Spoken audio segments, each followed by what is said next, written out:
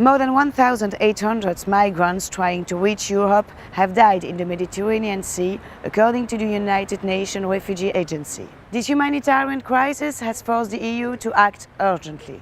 While presenting its European agenda on migration, the European Commission outlines its plan for an emergency response to face this current wave of refugees arriving to EU borders. The EU has proposed to use an emergency system, including 2 temporary quota systems for burden sharing, which will be officially presented by the end of the month.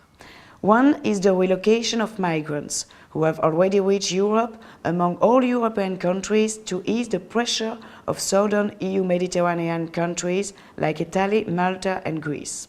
This will propose to trigger the emergency response system envisaged under Article 78 of the EU Treaty.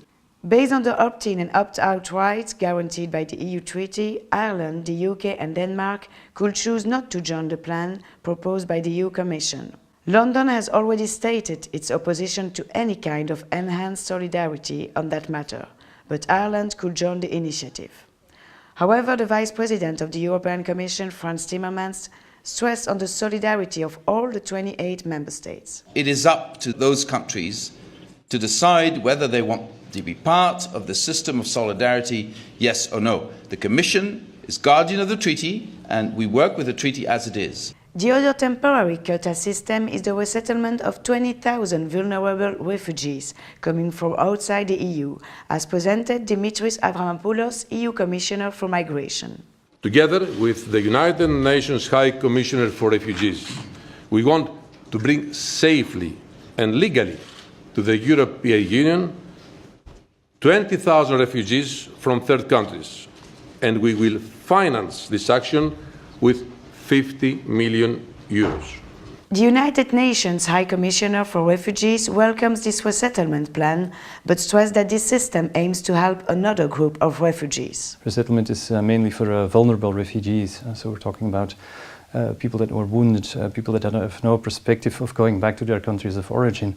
And these people are very often difficult to find a new future for. There is an increasing need for resettlement places at the moment, so UNHCR would of course welcome all member states to participate in any resettlement program. Both quota schemes, resettlements and relocation, would be based on the same criteria to fairly distribute refugees among the member states. These criteria are the size of the population, the total GDP, the number of asylum applications and persons already resettled, and the unemployment rate.